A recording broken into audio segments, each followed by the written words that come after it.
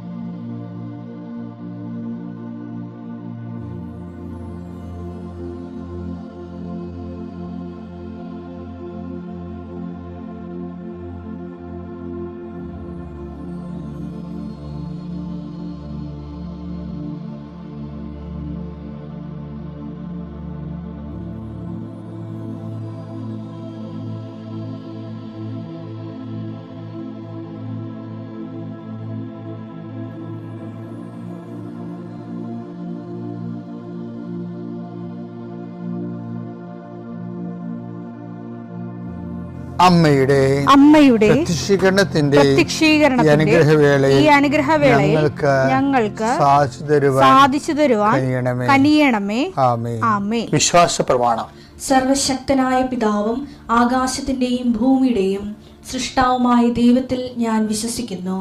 അവിടുത്തെ ഏകപുത്രനും ഞങ്ങളുടെ കർത്താവുമായ ഈശോമിശിഹായിലും ഞാൻ വിശ്വസിക്കുന്നു. ഈ പുത്രൻ പരിശുദ്ധാത്മാവിനാൽ ഗർഭസ്ഥനായി കന്യകാമറിയത്തിൽ നിന്ന് പിറന്ന് പൊന്തിയോസ് പീലാത്തോസിന്റെ കാലത്ത് പീഡകൾ സഹിച്ച് കുരിശിൽ തറയ്ക്കപ്പെട്ട് മരിച്ച് അടക്കപ്പെട്ട് പാതാളങ്ങളിൽ ഇറങ്ങി മരിച്ചവരുടെ ഇടയിൽ നിന്ന് 3-ാം നാൾ ഉയർത്ത് സ്വർഗത്തിലേക്ക് എഴുന്നള്ളി സർവശക്തിയുള്ള പിതാവായ ദൈവത്തിന്റെ വലതുഭാഗത്തിരിക്കുന്നു.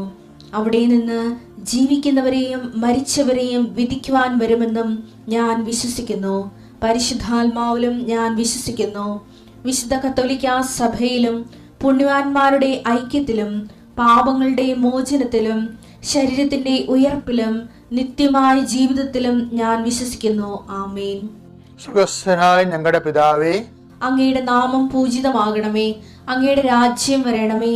അങ്ങയുടെ തിരുമനസ് സ്വർഗത്തിലെ പോലെ ഭൂമിയിലുമാകണമേ. അന്നു വേണ്ടുന്ന ആഹാരം ഇന്ന് ഞങ്ങൾക്ക് തരണമേ. ഞങ്ങളോട് തെറ്റ് ചെയ്യുന്നവരോട് ഞങ്ങൾ ക്ഷമിക്കുന്നത് പോലെ ഞങ്ങളുടെ തെറ്റുകൾ ഞങ്ങളോടും ക്ഷമിക്കണമേ. ഞങ്ങളെ പ്രലോഭനത്തിൽ ഉൾപ്പെടുത്തരുതേ, തിന്മയിൽ ഞങ്ങൾ രക്ഷിക്കണമേ. ആമേൻ. നന്മ നിറഞ്ഞ മറിയമേ, സ്വസ്തി. കർത്താവ് അങ്ങയുടെ കൂടെ സ്ത്രീകളിൽ അങ്ങ് അനുഗ്രഹിക്കപ്പെട്ടവളാകുന്നു. അങ്ങയുടെ ഉദരത്തിൻ ഫലമായി ഈശോ അനുഗ്രഹിക്കപ്പെട്ടവനാകുന്നു.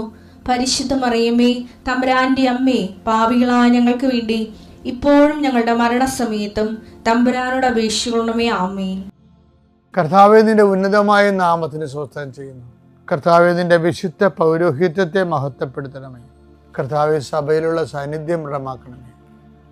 39 വർഷം ഞാൻ അർപ്പിച്ച കൃപാന്റെ യുഗതിയായി കൃപാസനത്താരെ ജീവനോടെ പ്രത്യക്ഷപ്പെട്ട മാതാവിന്റെ മാധ്യസ്ഥയിൽ അത്താറെ നടന്ന 10,000-കണക്കിന് ആരാധന ശക്തിയാൽ കൃപാസനത്തിൽ നടന്ന റാലിയുടെ ലക്ഷക്കണക്കിന് ജപമാല പ്രാർത്ഥനയുടെ ശക്തിയാൽ അങ്ങയുടെ മക്കൾക്ക് വേണ്ടി പ്രാർത്ഥിക്കുന്നു. പ്രത്യേകിച്ച് പ്രാർത്ഥനയിൽ തളർന്നു പോയവരെ, പ്രത്യേകിച്ച് പ്രാർത്ഥനയിലെ ബലം നഷ്ടപ്പെട്ടു പോയവർ, അവരുടെ ജീവിതത്തിന് സങ്കടങ്ങളും ദുരിതങ്ങളും കാരണം പ്രാർത്ഥിക്കാൻ പോലും മനസ്സ് തോന്നാത്തവർക്ക് ഈ പ്രാർത്ഥന കൊണ്ട് ഞാൻ നിന്നെ ആശീർവദിക്കുന്നു. നിന്റെ വഴികളിൽ അഹരോൻ്റെ ഉണക്ക ബദാം പച്ച പിടിച്ചതുപോലെയും കായ്ച്ചതുപോലെയും പൂത്ത് കായ്ച്ചതുപോലെ ദേവതരെ ഈ ആശീർവാദ സമയം നിന്റെ നഷ്ടപ്രതീക്ഷകൾ പൂവണിയുകയും നീ വേണ്ടെന്ന് വെച്ച് അവസാനിപ്പിച്ച എല്ലാ കാര്യങ്ങളുടെ മേലും കർത്താവ് പുതിയ മുളകൾ നിനക്ക് മുളപ്പിച്ചു തരികയും നീ നിന്നുപോയ കാര്യങ്ങൾ, നീ വേണ്ടെന്ന് വെച്ച് തള്ളിക്കളഞ്ഞ കാര്യങ്ങളുടെ മേൽ ദൈവം നിനക്ക് പുതിയ പ്രത്യാശ നൽകാൻ വേണ്ടി ഞാൻ ആശീർവദിക്കുന്നു. എൻ്റെ കർത്താവിൻ്റെ ഉന്നതമായ നാമത്തിൽ സഭയുടെ അധികാരത്തിൽ കുരിശടയാത്തി കൃപാസ്ഥാനത്താറെ ജീവനോടെ പ്രത്യക്ഷപ്പെട്ട മാതാവിൻ്റെ മധ്യസ്ഥത്തിന് രോഗപീഠകളെ ഈശ്വരനാമത്തിൽ സൗഖ്യം പ്രാപിക്കട്ടെ. കഴിഞ്ഞ ദിവസം നമ്മുടെ കൃപാസനത്തിൽ രസകരമായ സാക്ഷ്യം ഉണ്ടായിരുന്നു. അപ്പോൾ ഒരു കേസാണ്, കോടതി കേസ്. അപ്പോൾ വക്കീല് പറഞ്ഞു ഈ കേസ് ഞാൻ വാദിക്കണില്ല എന്ന് പറഞ്ഞു കാരണം കേസ് തോക്കും. എൻ്റെ ഹിസ്റ്ററിയിൽ അങ്ങനെ തോറ്റ കേസ് ഇല്ല, അതെൻ്റെ റെപ്യൂട്ടേഷനെ ബാധിക്കുമെന്ന് പറഞ്ഞു. അപ്പോൾ ഇവർ പറഞ്ഞ് സാറേ ഞങ്ങൾക്ക് വേറെ ആരും ഇല്ല, പരിചയമുള്ള വിശ്വാസമുള്ള ആരും ഇല്ല. പിന്നെ നമ്മളെ കോടതി ചെന്ന് പെട്ടുപോവുകയും ചെയ്ത് പിന്നെ എന്ത് ചെയ്യും. അപ്പം അത് സത്യം പറഞ്ഞാൽ അവർ പറഞ്ഞത് ശരിയായിരുന്നു. അപ്പം കേസിൻ്റെ തലേ ദിവസം അവർ വന്ന് കൃപാസ്ഥാനത്തിൽ ഇരിക്കുകയാണ് മാതാവിൻ്റെ അടുത്ത്. നാളെ കേസാണല്ലോ.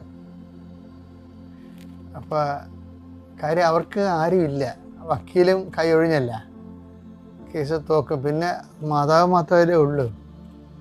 അപ്പം ആ ഒരു ഉദ്ദേശത്തിലാണ് അവർ രാവിലെ തൊട്ട് വൈകുന്നേരം വരെ കൃപാസനത്തിൽ മാതാവിൻ്റെ മുഖത്ത് നോക്കി പ്രാർത്ഥിച്ചുകൊണ്ടിരിക്കുക.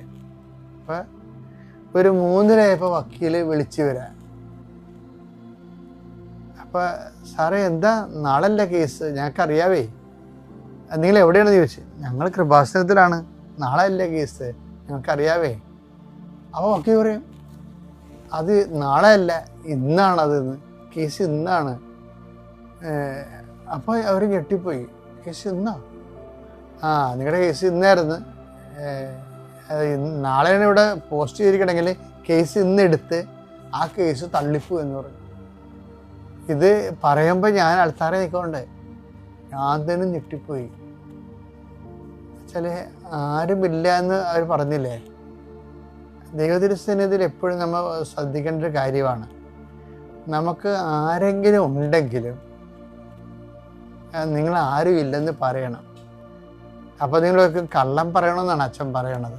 അതല്ല, എല്ലാവരും ഉള്ളപ്പോഴും ഇല്ലാത്തതുപോലെ ആയിരിക്കണം ദൈവതിരുസന്നിധിയിൽ ഒരു വിഷയം റിലേ ചെയ്യേണ്ടത്. കാര്യം വചനത്തിൻ്റെ ഒരു പോക്കൊക്കെ അങ്ങനെയാണ്. നിങ്ങളെ പ്രഭുക്കന്മാർ ആശ്രയിക്കരുത്, രക്ഷ നേടാൻ കഴിയാത്ത മനുഷ്യരിൽ അഭയം തേടരുത്. സങ്കീർത്തനം 118 8 9 വാക്യങ്ങൾ. മനുഷ്യനിൽ ആശ്രയിക്കുന്നതിനേക്കാൾ കർത്താവിൽ അഭയം തേടുന്നത് നല്ലത്. കർത്താവിൽ അഭയം തേടുന്നതാണ് നല്ലത്. പ്രഭുക്കന്മാരിൽ ആശ്രയിക്കുന്നതിനേക്കാൾ കർത്താവിൽ അഭയം തേടുന്നത് നല്ലത്. കർത്താവിൽ അഭയം തേടുന്നതാണ് നല്ലത്. അപ്പം എന്ത് വിഷയം എന്ന് പറഞ്ഞാൽ നമ്മൾ മനുഷ്യന്മാരിൽ ആശ്രയിക്കുന്നതല്ല പറയണത്. അതായത് ദൈവത്തിൻ്റെ സ്ഥാനം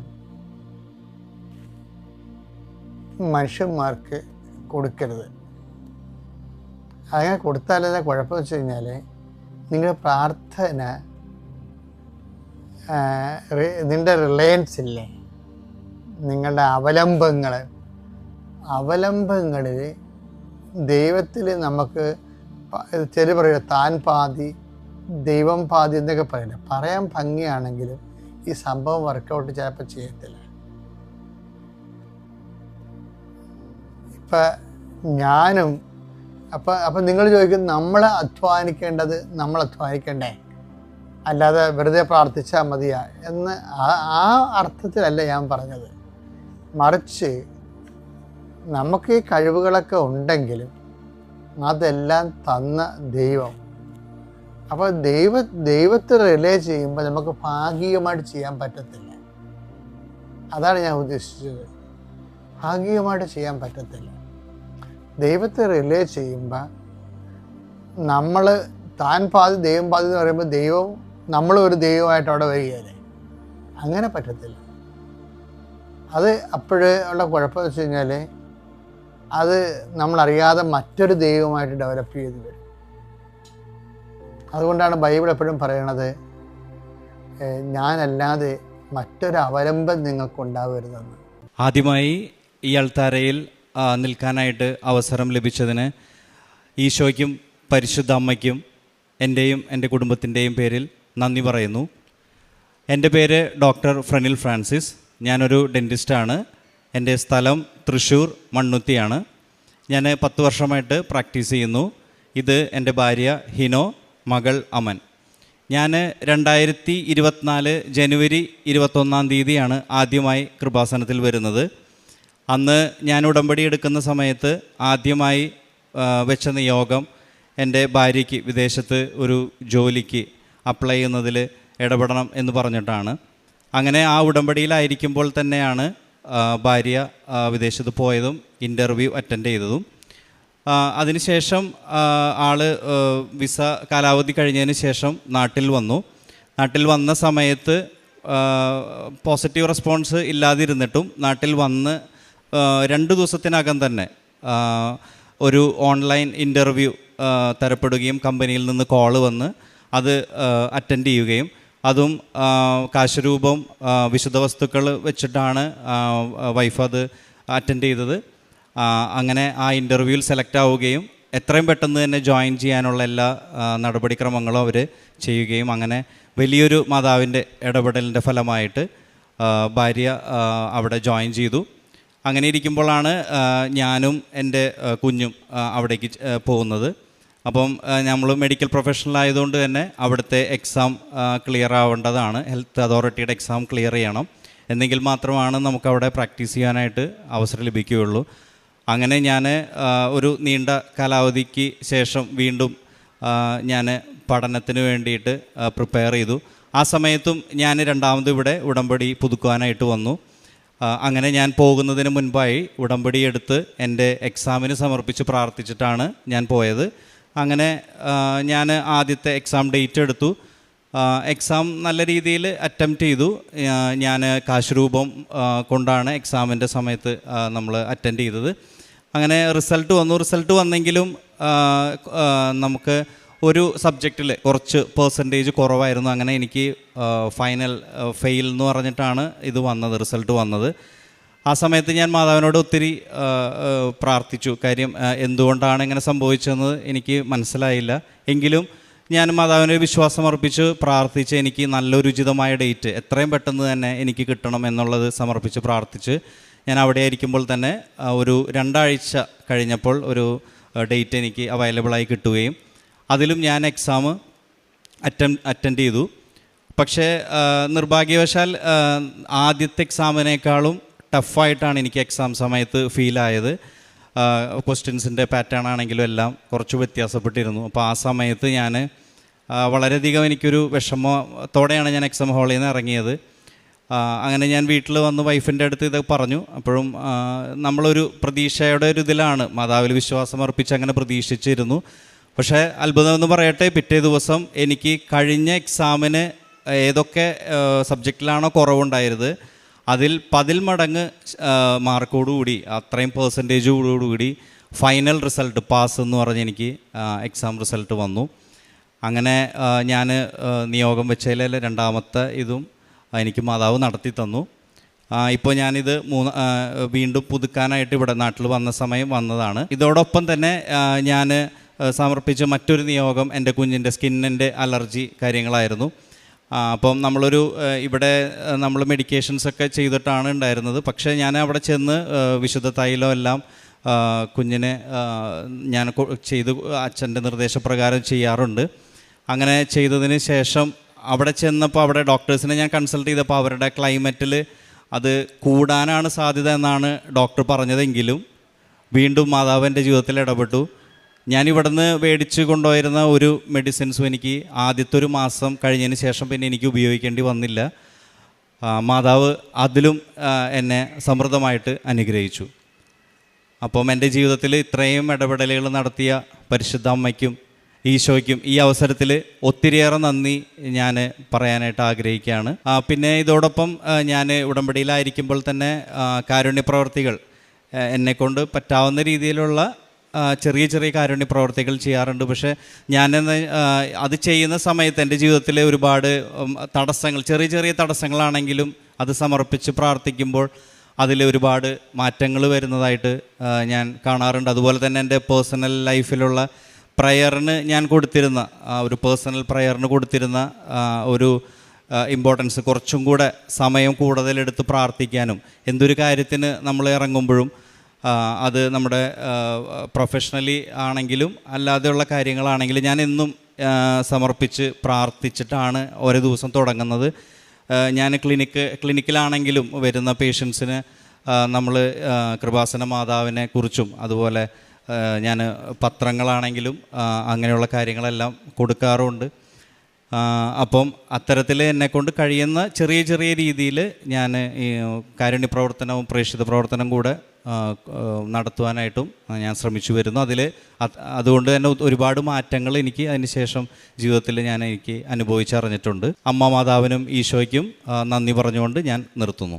റൂത്ത് 2:12 നിന്റെ പ്രവൃത്തികൾക്ക് കർത്താവ് പ്രതിഫലം നൽകും. നീ അഭയം പ്രാപിച്ചിരിക്കുന്ന ഇസ്രായേലിൻ്റെ ദൈവമായ കർത്താവ് നിന്നെ സമൃദ്ധമായി അനുഗ്രഹിക്കും. ഫ്രാനിൽ ഫ്രാൻസിസ് എന്ന ഈ ഡോക്ടറും കുടുംബവും ഒത്തിരി നന്ദിയോടും സന്തോഷത്തോടും കൂടി കൃപാസന മാതാവിൻ്റെ ഉടമ്പടി ജീവിതത്തിൽ ഇവർക്ക് ഓരോരുത്തർക്ക് ലഭിച്ച വലിയ നന്മകളെ നന്ദിയോടെ ഏറ്റുപറയുകയാണ്.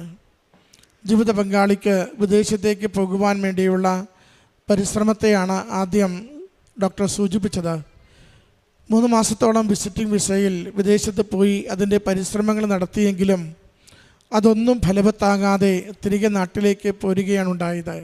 ഡോക്ടർ പറയുന്നുണ്ട്, അപ്പോഴും നിരാശയിലേക്കല്ല, അമ്മ മാതാവിൻ്റെ ഉടമ്പടി എടുത്തെങ്കിൽ അതിനൊരു പ്രത്യാശയുള്ള പ്രതിഫലം അമ്മ തരും എന്ന വലിയൊരു ബോധ്യത്തിലാണ് ഇവരുടെ ഉടമ്പടി ജീവിതം മുന്നോട്ട് പോയത്. നാട്ടിലെത്തി 2-3 ദിവസം കഴിയുമ്പോൾ തന്നെ അവിടുന്ന് എവിടെയാണോ വിദേശത്ത് പോയി 3 മാസം താമസിച്ചത് അവിടുന്ന് ഇൻ്റർവ്യൂ കോൾ വരികയും സെലക്ട് ആവുകയും അവിടെ തിരികെ ജോലിയിൽ പ്രവേശിക്കുവാൻ തക്കവിധം മകളെ അമ്മ മാതാവ് സഹായിക്കുകയും ചെയ്തു. അതാണ് ആദ്യം സാക്ഷ്യപ്പെടുത്തുന്നത്. രണ്ടാമത്തത് ഡോക്ടറിൻ്റെ തന്നെ വിഷയമാണ് സൂചിപ്പിച്ചത്. ഡെൻ്റൽ ഡോക്ടറാണ്. എന്നാൽ മറ്റൊരു രാജ്യത്ത് വർക്ക് ചെയ്യുമ്പോൾ അവിടെ ഇക്വലൻ്റ് പരീക്ഷ പാസ്സാവണം. അത് പലപ്പോഴും ക്ലേശകരമാണ്. ഡോക്ടർ പറഞ്ഞു 11 വർഷമായി സർവീസ് ചെയ്യുന്നു, പഠനവും പാഠ്യമേഖലകളുമൊക്കെ വിട്ടിട്ട് കുറേ നാളായി. എങ്കിലും ചുരുങ്ങിയ സമയത്തിനുള്ളിൽ വീണ്ടും ആ പഠനത്തിലേക്ക് പ്രവേശിക്കുവാനും അമ്മ മാതാവിൽ ശരണപ്പെട്ടുകൊണ്ട് ആ പരിശ്രമത്തെ മുന്നോട്ട് നയിക്കുവാനും നടത്തിയ വലിയ ഒരു മനസ്സിനെ സഹോദരൻ സാക്ഷ്യപ്പെടുത്തുകയാണ്. പരീക്ഷ എഴുതുമ്പോൾ ആദ്യം പരാജയപ്പെട്ടുവെങ്കിലും അല്പം പോലും നിരാശപ്പെടാതെ അമ്മ മാതാവ് എനിക്കിതിന് പ്രതിഫലം തരും, ഇതിൻ്റെ പോരായ്മ അമ്മ എനിക്ക് നികത്തി തരും എന്ന വലിയൊരു പ്രത്യാശയോടുകൂടിയാണ് ഏറ്റവും അടുത്ത നാളുകളിൽ അടുത്തൊരു ഡേറ്റിന് വേണ്ടി മകൻ പരിശ്രമിക്കുന്നതും ലഭിക്കുന്നതും. മകൻ പറയുന്നുണ്ട്, 2ാമത്തെ പരീക്ഷ ആദ്യത്തേതിലും കഠിനമായിരുന്നു. അതുകൊണ്ട് തന്നെ തിരികെ വരുമ്പോൾ എനിക്ക് മാനുഷികമായ പ്രതീക്ഷയൊന്നുമില്ല. എങ്കിൽ ഉടമ്പടി പ്രകാരം എൻ്റെ മെറിറ്റ് 0 ആകുമ്പോൾ, എൻ്റെ പരിശ്രമങ്ങൾക്ക് ഫലമില്ല എന്ന് ഞാൻ തിരിച്ചറിയുമ്പോൾ ദൈവകൃപയാൽ അതിന് അനുഗ്രഹത്തിന് സാധ്യതയുണ്ടെന്ന് ഉടമ്പടിയിൽ എപ്പോഴും അച്ഛൻ പറയുന്നതനുസരിച്ച് not by merit but by grace എന്ന ഉടമ്പടിയുടെ ആ പ്രധാനപ്പെട്ട ഒരു ആപ്തവാക്യം, അതിൻ്റെ ഒരു അനുഗ്രഹവാക്യം അതെന്നെ നിരന്തരം മുന്നോട്ട് നയിച്ചുകൊണ്ടിരുന്നു. ഇതിൽ അമ്മ മാതാവ് ഇടപെടുകയും ഈശോയുടെ അനുഗ്രഹം പ്രാപിക്കുവാൻ തക്കവിധം എന്നെ സുരക്ഷിതനാക്കുന്ന റിസൾട്ട് കിട്ടുമെന്ന് മകൻ പ്രതീക്ഷിച്ചിരുന്നു. മകൻ പറയുന്നുണ്ട്, ഏതൊക്കെ സബ്ജക്റ്റുകൾക്കാണോ ആദ്യം എഴുതിയപ്പോൾ ഏറ്റവും കുറഞ്ഞ മാർക്കും പരാജയപ്പെട്ട മാർക്കും ഉണ്ടായത്, അതിനൊക്കെയും 10 മടങ്ങ് % വിജയത്തോടു കൂടിയാണ് നല്ല വിജയം നൽകി മകനവിടെ ആ തത്തുല്യ പരീക്ഷ വിജയിച്ച് അവിടെ പ്രാക്ടീസ് ചെയ്യുവാനുള്ള യോഗ്യത നേടിയെടുക്കുന്നത്.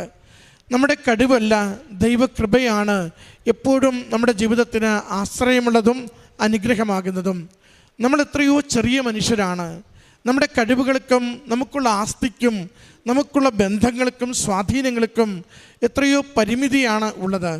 എന്നാൽ അപരിമേയനായ ദൈവത്തിന് അവൻ്റെ കരങ്ങളിലേക്ക് നാം കൊടുക്കുന്ന നിയോഗങ്ങൾക്ക് അതെത്ര കണ്ട് കടുകട്ടിയാണെങ്കിലും അസാധ്യമാണെങ്കിലും ഏറെ ക്ലേശമെന്ന് നാം കരുതുന്നവയാണെങ്കിലും നമുക്കവ നന്മയ്ക്ക് വേണ്ടി നിർവഹിച്ചു തരുവാൻ, അനുവദിച്ചു തരുവാൻ അവിടത്തേക്ക് സാധിക്കും. അതുകൊണ്ടാണ് അച്ഛൻ ജോസഫച്ചൻ എപ്പോഴും നമ്മോട് പറയും, നിങ്ങൾക്ക് കഴിവുകൊണ്ട് സാധിക്കുന്നതൊന്നും ഉടമ്പടി നിയോഗമാക്കരുത്, സമ്പത്ത് കൊണ്ട് നേടാൻ പറ്റുന്നതൊന്നും ഉടമ്പടി നിയോഗമാക്കരുത്. നിങ്ങൾക്ക് സാധിക്കില്ല എന്ന് ഉറപ്പുള്ളത് മാത്രം അമ്മയുടെ കരങ്ങളിലേക്ക് കൊടുക്ക്. ജീവനോട് പ്രത്യക്ഷപ്പെട്ട അമ്മയുടെ ആവശ്യം കൂടിയാണ് ഈ പ്രത്യക്ഷീകരണം. മക്കളെ കൊണ്ട് ലോകത്തോട് വിളിച്ചു പറയിക്കുക, സഭയെക്കൊണ്ട് ഇത് സത്യമാണെന്ന് അംഗീകരിപ്പിക്കുക. അമ്മയെ വണങ്ങി പ്രാർത്ഥിക്കുന്ന ഓരോരുത്തർക്കും അനേക നന്മകൾ ഈശോയിലൂടെ ജീവിതത്തിൻ്റെ ഏതൊരു ദുരന്തവസ്ഥയിലും ലഭിക്കുമെന്ന് ഉറപ്പ് വരുത്തുക. അതുകൊണ്ട് ഏത് ക്ലേശത്തിലൂടെ പോകുന്നവർക്കും ആശ്രയിച്ച് പ്രാർത്ഥിക്കാവുന്നിടമായി അമ്മയുടെ പ്രത്യക്ഷീകരണ സന്നിധാനം മാറുകയാണ്. കുഞ്ഞിൻ്റെ രോഗാവസ്ഥയെക്കുറിച്ച് പറഞ്ഞു. നാട്ടിലെ ഒത്തിരി മരുന്നുകൾ സ്ഥിരം എടുത്തുകൊണ്ടിരുന്നു. അവിടെ ചെന്നിട്ട് ആ രോഗം വഷളാകുന്ന ചൂടുള്ള സാഹചര്യത്തിൽ പോലും മരുന്നൊന്നുമില്ലാതെ പൂർണ്ണ ആരോഗ്യത്തോടു കൂടി കുഞ്ഞിന്ന് നിലനിൽക്കുന്നതിന് കാരണവും അതും ഉടമ്പടി തൈലം കുഞ്ഞിൻ്റെ ശരീരത്തിൽ കുരിശടയാളം വരച്ച് പ്രാർത്ഥിക്കുന്നത് കൊണ്ടും അമ്മയുടെ സംരക്ഷണയിൽ ഏൽപ്പിച്ചത് കൊണ്ടുമെന്നും കുടുംബം സാക്ഷ്യപ്പെടുത്തുകയാണ്. പ്രിയമുള്ളവരെ, നമ്മുടെ ജീവിതം ഏതവസ്ഥയിലാവട്ടെ, എത്ര ക്ലേശത്തിലാവട്ടെ, തുടർച്ചയായ പരാജയത്തിലാവട്ടെ, പൂർണ്ണമായ പ്രതീക്ഷയോടുകൂടി അമ്മയുടെ കരങ്ങളിലേക്ക് ഏൽപ്പിച്ചു കൊടുക്കുവാൻ ജീവനോടെ പ്രത്യക്ഷപ്പെട്ട അമ്മയ്ക്ക് തിരുക്കുമാരൻ്റെ സന്നിധിയിൽ കാനായിൽ വീഞ്ഞില്ലെന്ന് പറഞ്ഞതുപോലെ, കാൽവരിയിൽ മകൻ്റെ ബലി പൂർത്തിയാക്കുവാൻ കൂടെ നിന്ന് സഹായിച്ചതുപോലെ നമ്മുടെ ജീവിതത്തിൻ്റെ ഏത് സകല തീച്ചൂളയിലും കൂടെ നിന്നുകൊണ്ട് നമ്മുടെ ബലി പൂർത്തിയാക്കുവാൻ, ആത്മാവിനെ ദൈവത്തിന് ഭരമേൽപ്പിക്കുവാൻ, ഭൗതിക ജീവിതത്തിൻ്റെ നന്മകളിലേക്ക് നമ്മളെ കൈപിടിച്ച് നടത്തുവാൻ അമ്മയ്ക്ക് സാധിക്കും. ശരണപ്പെട്ട് എളിമപ്പെട്ട് വിശുദ്ധിയോടെ അമ്മയുടെ കരകളിലേക്ക് ജീവിതം കൊടുത്ത് ഉടമ്പടി നമുക്ക് വിശ്വസ്തതയിൽ ജീവിക്കാം. ഈ കുടുംബത്തിന് ലഭിച്ച എല്ലാ നന്മകൾക്കും അമ്മ മാതാവിനും തിരുക്കുമാരനും നന്ദി പറഞ്ഞുകൊണ്ട് കരങ്ങളടിച്ച് ഈ സാക്ഷ്യം സമർപ്പിക്കാം. അമ്മയുടെ പ്രത്യക്ഷീകരണത്തിൻ്റെ സാക്ഷിയായി ഈ അൾത്താരയിൽ വന്ന് നിന്നുകൊണ്ട് സാക്ഷ്യം പറയുവാൻ ലഭിച്ച കൃപയ്ക്കായി അമ്മ മാതാവിനോടും ദേവകുമാരനോടുമുള്ള 1000 നന്ദി ഞാൻ കരയേറ്റുന്നു. എൻ്റെ പേര് അബിയ മരിയ ബിജ്ലി. ഞാൻ കോട്ടയം ഏറ്റുമാനൂരിൽ നിന്ന് വരുന്നു. ഞാൻ കൃപാസനത്തിൽ ഉടമ്പടി എടുത്തത് 2025 മെയ് മാസം 27-ാം തീയതിയാണ്. അതിനു മുമ്പേ എൻ്റെ അമ്മ കൃപാസനത്തിൽ ഉടമ്പടി എടുത്തായിരുന്നു. എനിക്ക് ചെറുപ്പം മുതലേ ശ്വാസം മുട്ടലുണ്ടായിരുന്നു. ഒരു 500 മീറ്റർ ഞാൻ നടക്കുമ്പോൾ തന്നെ തൊണ്ടയിൽ നിന്നും വിസിലൂതുന്ന പോലത്തെ സൗണ്ട് വരുമായിരുന്നു. ഞാൻ 2024 ജപമാല റാലിയിൽ പങ്കെടുത്ത് പ്രാർത്ഥിച്ചു. ജപമാല റാലി മുഴുവൻ ഞാൻ വിടാതെ ഞാൻ കൊന്ത ചൊല്ലി ഈശോയോട് പ്രാർത്ഥിച്ചു. അതിൻ്റെ ഫലമായി അതിൽ പിന്നെ ഇന്നേ വരെ എനിക്ക് അതുപോലത്തെ സൗണ്ടോ ബുദ്ധിമുട്ടോ ഒന്നും ഉണ്ടായിട്ടില്ല. അമ്മ മാതാവിനോട് ഈശോയോട് 1000 നന്ദി കരയേറ്റുന്നു. പിന്നെ ഞാൻ +2 പരീക്ഷയ്ക്ക് പോകുമ്പോൾ അമ്മ എനിക്ക് നെറ്റിയിൽ കൃപാസനത്തിലെ തൈലം തേച്ച് വെച്ച് പ്രാർത്ഥിച്ച് എന്നെ വിടുമായിരുന്നു. അതിൻ്റെ ഫലമായി എനിക്ക് +2 നല്ല മാർക്ക് തന്ന് അമ്മ മാതാവ് എന്നെ സഹായിച്ചു. 99.3% ഉണ്ടായിരുന്നു എനിക്ക് +2 പരീക്ഷയ്ക്ക്. അതിനുശേഷം 2025 നീറ്റ് എഴുതാൻ വേണ്ടിയിട്ട് ഞാൻ കോച്ചിങ്ങിനൊന്നും പോയിട്ടുണ്ടായിരുന്നില്ല. ക്രാഷ് കോഴ്സിന് മാത്രമേ പോയിട്ടുണ്ടായിരുന്നുള്ളൂ. 1 മാസത്തെ ക്രാഷ് കോഴ്സിന് മാത്രമേ പോയിട്ടുണ്ടായിരുന്നുള്ളൂ. അത് കഴിഞ്ഞ് നീറ്റ് എഴുതാൻ പോകുന്നതിന് മുമ്പേ ഇവിടെ അച്ഛൻ്റെ കയ്യിൽ നിന്ന് ബ്ലെസ്സിങ് വാങ്ങി. ശേഷം കൈയുടെ നഖത്തിൻ്റെ ഇടയിൽ കൃപാസനത്തിൽ ഉപ്പ് വെച്ച് ഞാൻ എക്സാം ഹാളിൽ കയറി. OMR കിട്ടിയപ്പം ആ ഉപ്പ് കൊണ്ട് കുരിശ് വരച്ച് വിശ്വാസപ്രമാണം ചൊല്ലി കുരിശ് വരച്ച് OMR ഷീറ്റിൽ കുരിശ് വരച്ചു. എന്നിട്ടാണ് ഞാൻ പരീക്ഷ എഴുതാൻ ആരംഭിച്ചത്. എനിക്കറിയാവുന്നതൊക്കെ ഞാൻ മാർക്ക് ചെയ്തു. അത് പക്ഷേ അത്രയും എഴുതിയത് കൊണ്ട് ഒന്നും ആവില്ല എന്ന് എനിക്കറിയായിരുന്നു. അമ്മ മാതാവ് വീണ്ടും എൻ്റെ കൈ ശരിയായ ഉത്തരങ്ങളിലോട്ട് നയിച്ചുകൊണ്ടിരുന്നു. അതിനുശേഷം റിസൾട്ട് വന്നപ്പോൾ എനിക്ക് 26,474 റാങ്ക് ഉണ്ടായിരുന്നു ഓൾ ഇന്ത്യ ലെവലിൽ. പക്ഷേ 25,000 റാങ്കിൻ്റെ അകത്തുള്ളവർക്ക് വരെ സീറ്റ് നമുക്ക് പറയാൻ പറ്റത്തുള്ളൂ എന്ന് മറ്റുള്ളവർ പറഞ്ഞു. സീറ്റ് കിട്ടുമോ ഇല്ലയോ എന്നൊന്നും എനിക്കറിയത്തില്ലായിരുന്നു. അതുകൊണ്ട് ഞാൻ കോച്ചിങ്ങിന് റിപ്പീറ്റ് ചെയ്യാമെന്നോർത്ത് കോച്ചിങ്ങിന് ചെന്ന് ചേർന്നു. അതിനുശേഷം NTA 2000 സീറ്റും കൂടെ ഓൾ ഇന്ത്യ ലെവലിൽ കൂട്ടി. അതിനുശേഷം 1ാമത്തെയും 2ാമത്തെയും 3ാമത്തെയും ഒന്നും അലോട്ട്മെൻറ്റിൽ എനിക്ക് അഡ്മിഷൻ കിട്ടിയില്ല. ഇന്നലെ സ്ട്രേ വേക്കൻസി വന്നു. അതിൽ എനിക്ക് തമിഴ്നാട്ടിൽ ഗവൺമെൻറ് മെഡിക്കൽ കോളേജിൽ MBBSന് സീറ്റ് തന്ന് അമ്മ മാതാവ് എന്നെ സഹായിച്ചു. 1000 നന്ദി അറിയിക്കുന്നു. പ്രേക്ഷിത പ്രവർത്തനമായി ഞാൻ ചെയ്തുകൊണ്ടിരുന്നത്, ഞാൻ കോച്ചിങ്ങിന് പോയപ്പോൾ എനിക്ക് ക്യാഷ് പ്രൈസൊക്കെ ലഭിക്കുമായിരുന്നു. ആ ക്യാഷ് പ്രൈസ് ഞാൻ ആവശ്യത്തിലിരിക്കുന്നവർക്ക് നൽകുമായിരുന്നു. പിന്നെ കൃപാസനത്തിലെ പത്രം ഞാൻ മറ്റുള്ളവർക്ക് പ്രാർത്ഥനയോട് കൊടുക്കുമായിരുന്നു. അതിനുശേഷം പിന്നീട് എൻ്റെ ഹോസ്റ്റലിലവരോടും കൂട്ടുകാരോടും ടീച്ചേഴ്സിനോടും ഒക്കെ എനിക്ക് കൃപാസനം വഴി ലഭിച്ച അനുഗ്രഹത്തെക്കുറിച്ച് ഞാൻ പറയുമായിരുന്നു. ഉടമ്പടി എടുത്തത് കൊണ്ട് എൻ്റെ ജീവിതത്തിൽ ആത്മീയമായി ഒത്തിരി വളരുവാൻ ദൈവം എന്നെ സഹായിച്ചു. വചനം വായിക്കുവാനും ഈശോയോട് കൂടുതൽ ചേർന്ന് നിന്നുകൊണ്ട് പ്രാർത്ഥിക്കുവാനും എന്നെ സഹായിച്ചു. മറ്റുള്ളവരോട് കൂടുതൽ നന്നായിട്ട് പെരുമാറുവാനും അഹങ്കാരമൊന്നുമില്ലാതെ താഴ്മയോടെ മറ്റുള്ളവരോട് പെരുമാറുവാനും ദേവമാതാവ് എന്നെ സഹായിച്ചു. ഇത്രത്തോളം അനുഗ്രഹങ്ങൾ എൻ്റെ ജീവിതത്തിൽ നൽകിയ അമ്മ മാതാവിനോടും ഈശോയോടുമുള്ള 1000 നന്ദി ഞാൻ കരയേറ്റുന്നു. അമ്മയുടെ പ്രത്യക്ഷീകരണത്തിൻ്റെ സാക്ഷികളായി ഈ അൾത്താരയിൽ വന്ന് നിൽക്കുവാനുള്ള അനുഗ്രഹം നൽകിയ അമ്മ മാതാവിനും തിരുക്കുമാരനും 1000 നന്ദി പറയുന്നു. ഞാൻ 2023 ഉടമ്പടി എടുത്തത്. ആ വർഷം എൻ്റെ കുഞ്ഞുങ്ങൾ, ഇളയ 2 കുഞ്ഞുങ്ങൾ, ഇപ്പോൾ 8 വയസ്സും ഒരാൾക്ക് 4.5 വയസ്സുമേ ഉള്ളൂ. അവർ കുഞ്ഞായിരുന്നപ്പം അവർക്ക് എന്നും 1.5 വർഷമായിട്ട് എന്നും പനിയും അസുഖവും തന്നെയായിരുന്നു. മോൻ LKG പകുതി ദിവസങ്ങളിൽ തന്നെ പോയിട്ടുണ്ടായിരുന്നില്ല. ആ വർഷത്തെ ജപമാല റാലിക്ക് പോകുന്നതിൻ്റെ തലേദിവസം വരെയും പിള്ളേർക്ക് പനിയായിരുന്നു. പോയി വന്നു കഴിഞ്ഞപ്പം മുതൽ ഒരു ദിവസം പോലും എൻ്റെ കുഞ്ഞുങ്ങൾക്ക് പനി ഉണ്ടായിട്ടില്ല. അത് പിന്നെ വല്ലപ്പോഴുമൊക്കെ ഇപ്പോൾ വരെയും പനി ഉണ്ടായിട്ടുള്ളൂ.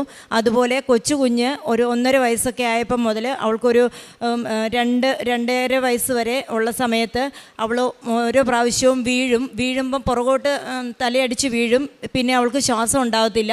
പിന്നെ കുറച്ച് നേരം ഇങ്ങനെ ഇളക്കുകയും വിളിക്കുകയും ഒക്കെ ചെയ്ത് കഴിയുമ്പോഴായിരിക്കും ശ്വാസം കിട്ടുന്നത്.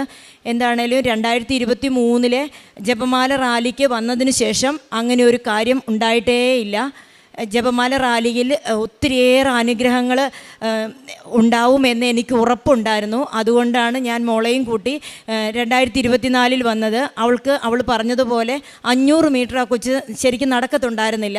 അപ്പോഴത്തേക്കും വിസിൽ ഊതുന്ന പോലെ ഒരു കൈപ്പാടകലെ നിൽക്കുന്ന ആൾക്ക് പോലും ശരിക്കും കേൾക്കാം. അതുപോലെ ശരിക്കും ഒരു വിസിൽ ഊതുന്ന പോലെയുള്ള സൗണ്ടായിരുന്നു. അതുപോലെ സംസാരിച്ചുകൊണ്ട് നടക്കാൻ പറ്റത്തുണ്ടായിരുന്നില്ല. ആ ആൾ ഇത്രയും ദൂരം ഒരു കുഴപ്പവും ഇല്ലാതെ ഉറക്ക ജപമാലയും പ്രാർത്ഥനയും പാട്ടും ഒക്കെ പാടി നടന്നു. ഒരു ബുദ്ധിമുട്ടുമില്ലാതെ. അതിൽ പിന്നെ അവൾക്ക് അങ്ങനെ ഒരു സൗണ്ടും ഉണ്ടായിട്ടില്ല. ഞങ്ങളെ ഇത്രയേറെ അനുഗ്രഹിച്ച അമ്മ മാതാവിന് ഒത്തിരിയേറെ നന്ദി പറയുന്നു. ജോബ് 8-ാം അധ്യായം 5-6 തിരുവചനങ്ങൾ. നീ ദൈവത്തെ അന്വേഷിക്കുകയും സർവശക്തനോട് കേണപേക്ഷിക്കുകയും ചെയ്താൽ നീ നിർമ്മലനും നീതിനിഷ്ഠനുമാണെങ്കിൽ അവിടുന്ന് നിശ്ചയമായും നിനക്ക് വേണ്ടി ഉണർന്നെഴുന്നേൽക്കും. നിനക്ക് അവകാശപ്പെട്ട ഭവനം അവിടുന്ന് നിനക്ക് സമ്മാനിക്കും. അബിയ മരിയ ബിജിലി എന്ന ഈ മകൾ തൻ്റെ ഉടമ്പടി ജീവിതത്തിൽ ലഭിച്ച വലിയൊരു ദൈവാനുഗ്രഹത്തെ നന്ദിയോടും സന്തോഷത്തോടും അമ്മ മാതാവിൻ്റെ തിരുനടയിൽ സമർപ്പിക്കുകയാണ്. മകൾ പറഞ്ഞു, അവൾ ഒരു ശാരീരികമായ ക്ലേശാവസ്ഥയിലൂടെ പോയത് വലിയ രീതിയിൽ വിമിഷ്ടം മകൾക്ക് അനുഭവപ്പെട്ടിരുന്ന വിഷയത്തെപ്പറ്റി സൂചിപ്പിച്ചു.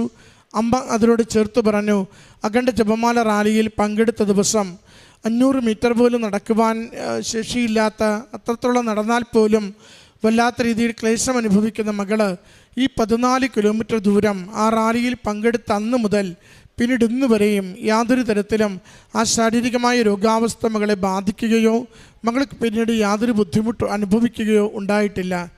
കാരണം അഖണ്ഡ ജപമാല മഹാറാലി നമ്മളെ സംബന്ധിച്ച് വലിയ ത്യാഗത്തിൻ്റെ പ്രാർത്ഥനാ സമയമാണത്.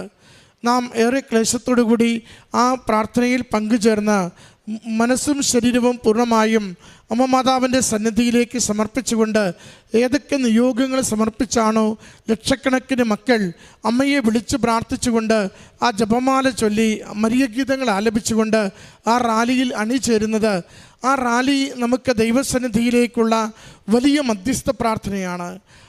ലക്ഷക്കണക്കിന് മക്കളുടെ നൂറുകണക്കിന് ജപമാലകൾ നമ്മൾ അമ്മ മാതാവിൻ്റെ മാധ്യസ്ഥത്തിൽ ഈശോയുടെ അരികിലേക്ക് കൊടുക്കുമ്പോൾ രോഗങ്ങൾ സൗഖ്യപ്പെടുവാൻ, വിദേശത്തേക്കുള്ള യാത്രകൾക്ക് വഴി തുറന്ന് കിട്ടുവാൻ, പരീക്ഷകൾ വിജയിക്കുവാൻ, കുടുംബത്തിന് സമാധാനം കിട്ടുവാൻ, വിവാഹബന്ധങ്ങൾ നല്ല ദൃഢതയിലൂടെ മുന്നോട്ട് പോകുവാൻ, വിവാഹത്തിന് ആഗ്രഹിക്കുന്നവർക്ക് തടസ്സങ്ങൾ മാറുവാൻ, ഏറെ നാളായി ചികിത്സിച്ചവയ്ക്ക് സൗഖ്യം ലഭിക്കുവാൻ ഒക്കെ മക്കൾ തുരുതുരാമെന്ന് ഈ അൾത്താരയിൽ പറയുന്നത് കേൾക്കാം.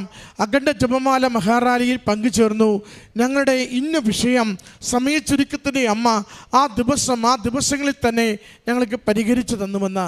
അത് നമ്മുടെ ത്യാഗവും നമ്മുടെ അമ്മ മാതാവിലുള്ള ശരണപ്പെട്ട വിശ്വാസവും ഒരുപക്ഷെ മറ്റൊരു ദിവസം ഇത്ര ദൂരം ഇതേപോലെ നടക്കുവാൻ നമുക്കാവില്ലെങ്കിൽ കൂടിയും ആ ഒരു ദിവസം അമ്മയുടെ കരം ചേർത്ത് പിടിച്ചുകൊണ്ട് നാം നടത്തുന്ന വലിയൊരു തീർത്ഥാടനത്തിന് അമ്മ മാതാവ് നമുക്ക് നൽകുന്ന, ഈശോ നൽകുന്ന വലിയ അനുഗ്രഹമാണ്. നമുക്ക് തന്നെ പ്രകടമായ വിധത്തിൽ ദൈവസാന്നിധ്യം അനുഭവിക്കുന്ന വിധത്തിൽ ശാരീരിക രോഗങ്ങൾക്കും ജീവിത പ്രശ്നങ്ങൾക്ക് പരിഹാരമായും നാം പ്രാർത്ഥിക്കുന്ന നിയോഗങ്ങൾക്ക് ഫലസിദ്ധിയായും അമ്മയുടെ സംരക്ഷണവും ഈശോയുടെ അനുഗ്രഹവും പ്രാപിക്കുവാൻ സാധിക്കുന്നുവെന്നത്. മകൾ രണ്ടാമത് സൂചിപ്പിച്ചത് അവൾക്ക് മെഡിക്കൽ MBBS അഡ്മിഷൻ കിട്ടിയതിനെക്കുറിച്ചാണ്. സാധ്യതകളൊക്കെ തീർന്നുവെന്ന് കരുതി വീണ്ടും എൻട്രൻസ് കോച്ചിങ്ങിന് വേണ്ടി ചേർന്ന മകളാണ്. അവൾ എൻട്രൻസ് കോച്ചിങ്ങിന് ചേരുകയും ഇനി മാതാവിനോട് കൂടുതൽ ചേർന്ന് പ്രാർത്ഥിക്കണം, ജീവിക്കണമെന്ന് കരുതി ഉടമ്പടിയിൽ അവൾ കുറേ കൂടി വിശ്വസ്തതയിൽ ജീവിതം മുന്നോട്ട് നയിച്ചവളാണ്. അതാണ് നാം ജോബിൻ്റെ പുസ്തകത്തിൽ കേട്ടത്. നീ നീതിനിഷ്ഠനാണെങ്കിൽ, നീ നിർമ്മലനാണെങ്കിൽ നിനക്ക് വേണ്ടി ദൈവം ഉണർന്നെഴുന്നേൽക്കും, നിനക്ക് വേണ്ടി ദൈവം ഉണർന്നെഴുന്നേൽക്കും. എത്ര കണ്ട് സാധ്യതകളില്ലെന്ന് മറ്റുള്ളവർ പറയുന്നിടത്ത് പോലും നിനക്ക് വേണ്ടിയുള്ള ഒരു സാധ്യത അത് കണ്ടെത്തി തരുവാൻ ദൈവത്തിന് കഴിയുമെന്ന് മകൾ പറയുന്നുണ്ട്. ഒരു സ്ട്രേ വേക്കൻസി അത് എവിടെയെങ്കിലുമൊക്കെ കിട്ടാൻ, എവിടെയെങ്കിലുമൊക്കെയുള്ള ഒരു ഒഴിവുകൾ, അതിലേക്ക് വേണ്ടി വിളിച്ച ആ ഒരു ഇൻ്റർവ്യൂവിലാണ് മകൾക്ക് അടുത്ത് തമിഴ്നാടിൽ സർക്കാർ മെഡിക്കൽ കോളേജിൽ ചെലവുകളൊന്നുമില്ലാതെ പഠിക്കുവാൻ പറ്റുന്ന വിധത്തിൽ അമ്മ മാതാവ് MBBSൻ്റെ പഠനം സമയനഷ്ടമില്ലാതെ, വർഷങ്ങളുടെ നഷ്ടമില്ലാതെ മകൾക്ക് അനുവദിച്ചു കൊടുക്കുന്നത്. അതുകൊണ്ടാണ് മാതാവിനെ നമ്മൾ സമയച്ചുരുക്കത്തിൻ്റെ അമ്മയെന്ന് വിളിക്കുക. നമ്മൾ നിർമ്മലരും നീതിനിഷ്ഠരും ദൈവനാമത്തെ മഹത്വപ്പെടുത്തി ജീവിക്കുന്നവരും ദൈവേഷ്ടപ്രകാരം ജീവിതത്തെ ക്രമപ്പെടുത്തുന്നവരുമാണോ നമുക്ക് വേണ്ടി ദൈവം ഉണർന്നെഴുന്നേൽക്കും. എത്ര കണ്ട് ഡാർക്കാണ് സാഹചര്യമെങ്കിലും, എത്ര കണ്ട് പ്രതികൂലമാണ് ജീവിതത്തിൻ്റെ നാം കടന്നു പോകുന്ന യാത്രകളെങ്കിലും, അവിടെ നമുക്കൊരു വെളിച്ചവും, അവിടെ നമുക്കൊരു തുറവിയും, അവിടെ ജീവിതം സുരക്ഷിതമാക്കുവാനുള്ള മാർഗങ്ങളും പരിശുദ്ധമ്മയുടെ പ്രത്യക്ഷീകരണത്തിൻ്റെ കൃപയാൽ ഈശോ നമുക്ക് വേണ്ടി കണ്ടെത്തിത്തരും, അനുവദിച്ചു തരും. നമുക്ക് ജാഗരൂകതയോടുകൂടി ദൈവസ്വരം കേൾക്കുവാനുള്ളൊരു ആത്മാവുണ്ടാകണമെന്നേ ഉള്ളൂ. ദൈവസ്വരം കേൾക്കുവാനും ആ ദൈവസ്വരം അനുഗ്രഹമായി തീരുമെന്ന് വിശ്വസിച്ചുകൊണ്ട് മുന്നേറുവാനുമുള്ള ഒരു ജാഗ്രത നമ്മുടെ ജീവിതത്തിൽ സൂക്ഷിക്കണമെന്നേ ഉള്ളൂ. അതിൻ്റെ സാക്ഷ്യമാണ് ഈ മകൾ പറഞ്ഞത്. അവൾ രണ്ടാമത് പഠിക്കുവാൻ പോകുമ്പോൾ പരീക്ഷകൾക്ക് ലഭിക്കുന്ന സമ്മാനമൊക്കെയും അത് ദരിദ്രർക്ക്, പാവപ്പെട്ടവർക്ക് കൊടുക്കുവാൻ വേണ്ടി അവൾ തയ്യാറായിരുന്നു. ഒന്ന് കിട്ടിയില്ലെന്ന് കരുതി ഞാൻ ഉടമ്പടി നിർത്തുകയല്ല, മാതാവിനോട് കലഹിക്കുകയല്ല, എൻ്റെ ആത്മീയ ജീവിതത്തിൽ നിന്ന് പിന്നോട്ട് മാറുകയല്ല, കൂടുതൽ എളിമയോടെ, തീഷ്ണതയോടെ, വിശ്വസ്തയോടുകൂടി ഉടമ്പടി ജീവിതം ഞാൻ മുന്നോട്ട് നയിക്കുമ്പോൾ നമ്മളെ തേടി വരുന്ന അനുഗ്രഹത്തെ സന്തോഷത്തോടെ സ്വീകരിക്കുവാൻ എളുപ്പത്തിൽ നമുക്ക് സാധിക്കും. അതിനുവേണ്ടി പ്രാർത്ഥിക്കണം. കിട്ടാതിരിക്കുന്നതിനെക്കുറിച്ച് ഓർത്ത് സങ്കടപ്പെടുകയല്ല, നമ്മുടെ ജീവിതത്തെ അമ്മ മാതാവ് എടുത്തുപയോഗിക്കും, അനുഗ്രഹിക്കുമെന്ന പ്രത്യാശയോടുകൂടി ദൈവത്തിൽ ശരണപ്പെട്ട് ജീവിക്കുവാനുള്ള ആത്മധൈര്യത്തിന് വേണ്ടിയും വിശ്വാസ സ്ഥിരതയ്ക്ക് വേണ്ടിയും നിരന്തരം അമ്മയോട് ചേർന്ന് നമുക്ക് പ്രാർത്ഥിക്കാം. അമ്മ മാതാവ് നമ്മളെ പ്രത്യക്ഷീകരണത്തിന് സാക്ഷികളായി ഉയർത്തട്ടെ. ഈ മകൾക്ക് ലഭിച്ച ഈ അനുഗ്രഹങ്ങൾക്ക് അമ്മ മാതാവിനും തിരുക്കുമാരനും നന്ദി പറഞ്ഞുകൊണ്ട് കരങ്ങളടിച്ച് ഈ സാക്ഷ്യം നമുക്ക് സമർപ്പിക്കാം.